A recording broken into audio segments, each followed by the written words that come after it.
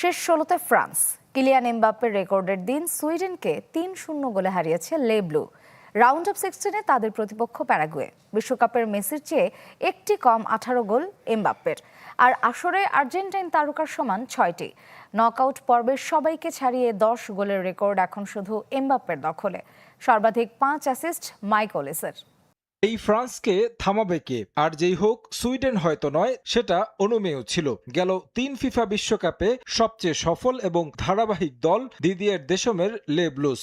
আরও একটা বিশ্বকাপে আরও একবার শিরোপার পথে অপ্রতিরোধ্য তারা। সহজ প্রতিপক্ষকে নিয়ে একরকম ছেলেখেলা করে সাবেক বিশ্ব চ্যাম্পিয়নরা। এবারের বিশ্বকাপে ছোট দলগুলো যেভাবে অঘটনের জন্ম দিচ্ছে, তাতে সতর্ক না থেকে উপায় নেই কোনো দলেরই। হট ফেভারিট ফ্রান্সও ব্যতিক্রম নয়। শুরু থেকে সুইডিশদের পাত্তা দেয়নি ফরাসিদের রক্ষণ।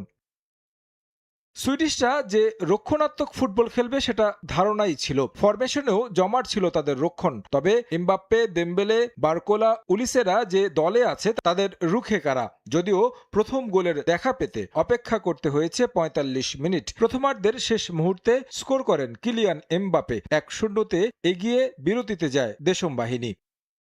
বিরতি থেকে ফিরে আরও আক্রমণাত্মক। আগের ম্যাচে হ্যাট্রিক করা উসমান দেমবেলে এদিন ছিলেন কিছুটা ফ্লপ। গোলের দেখা পাননি তিনি, সতীর্থরা ঠিকই পুষিয়ে দিয়েছেন। ৫৩ মিনিটে লিড দ্বিগুণ করে ২০১৮ বিশ্ব চ্যাম্পিয়নরা। এবার স্কোরার বারকোলা, গোল করতে অ্যাসিস্ট করেন উলিসে। গোল্ডেন বুটের দৌড়ে সমান তালে এগুচ্ছেন ৩ ফুটবলার মেসি, এমবাপ্পে ও হালান্ড। আগের ম্যাচেই কিছুটা ফ্লপ। গোলের দেখা পাননি তিনি, সতীর্থরা ঠিকই পুষিয়ে দিয়েছেন। ৫৩ মিনিটে লিড দ্বিগুণ করে ২০১৮ বিশ্ব চ্যাম্পিয়নরা। এবার স্কোরার বারকোলা, গোল করতে অ্যাসিস্ট করেন উলিসে। গোল্ডেন বুটের দৌড়ে সমান তালে এগুচ্ছেন ৩ ফুটবলার মেসি, এমবাপ্পে ও হালান্ড। আগের ম্যাচেই স্কোর করে এবারের বিশ্বকাপে ৫ গোলের সংখ্যায় স্পর্শ করেছেন হালান্ড। এমবাপ্পে কেন পিছিয়ে থাকবেন? ফরাসি গোল মেশিন করলেন জোড়া গোল, ছাপিয়ে গেলেন হালান্ডকে, স্পর্শ করলেন লিওনেল মেসিকে। ৭৪ মিনিটে ওলিসের পাস থেকে আরও এক গোল কিলিয়ানের। ৩-০তে লিড নেয় ফ্রান্স। সেই সঙ্গে গোল্ডেন বুটের লড়াইটা জমিয়ে তুললেন এই তারকা। পিছিয়ে পড়ে ম্যাচে ফেরার চেষ্টা করেছে সুইডেন, তবে ফ্রান্সের রক্ষণের সামনে খুব একটা সুবিধা করতে পারেনি তারা। শেষ পর্যন্ত ৩-০ গোলের জয় দিয়ে রাউন্ড অফ 16 নিশ্চিত করল ফ্রান্স, যেখানে তাদের প্রতিপক্ষ জার্মানিকে বিদায় করা প্যারাগুয়ে। রূপকথার যাত্রায় রাউন্ড অফ 16-এ Erling Haaland Norway. Round of 32 এর ম্যাচে আইভরি কোস্টকে ২-১ গোলে হারিয়েছে ব্রাজিলের সঙ্গী হয়েছে ভাইকিংসরা। দলের হয়ে জয়সূচক গোল করেন গোল মেশিন হালান্ড। একই সঙ্গে বিশ্বকাপে লিওনেল মেসির পর বিশ্বকাপে সর্বোচ্চ গোলদাতার তালিকায় দ্বিতীয় স্থানে আছেন এই নরওয়েজিয়ান।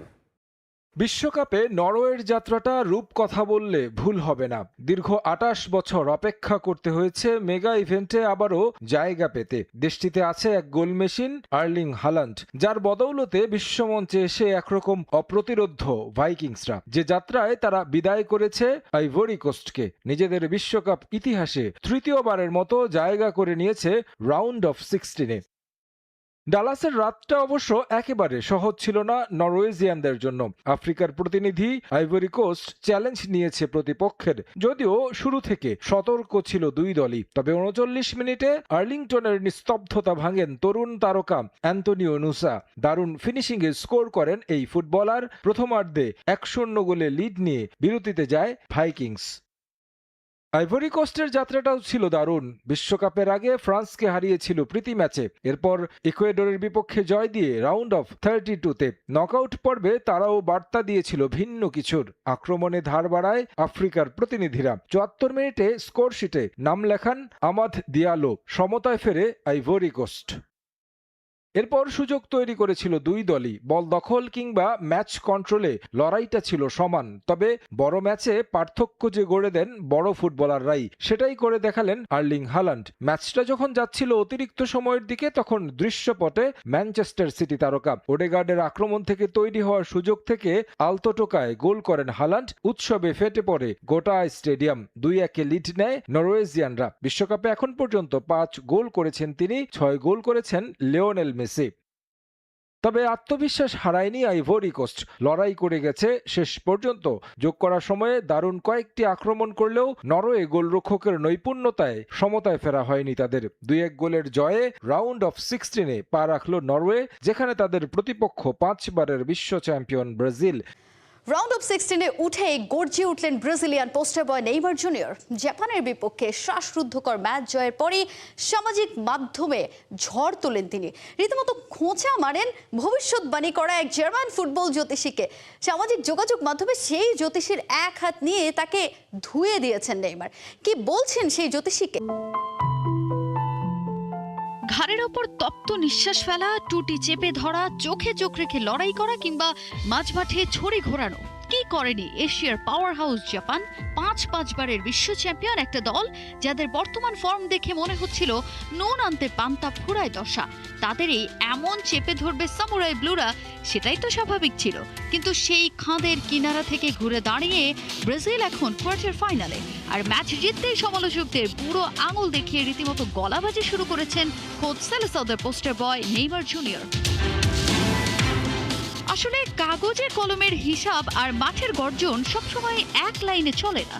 কেউ কেউ ভেবেছিলেন যত গর্জে তত বর্ষে না, কথাটাকেই সত্যি করে বিদায় নেবে ব্রাজিল। কিন্তু ম্যাচের অন্তিম লগ্নে যোগ করা সময়ের 6ষ্ঠ মিনিটে গ্যাব্রিয়েল মার্টিনেল্লির সেই বুলেট গতি শট যেন শুধু জাপানের জালে কাঁপায়নি, চুরমার করে দিয়েছে এক জার্মান পণ্ডিতের অহংকারও।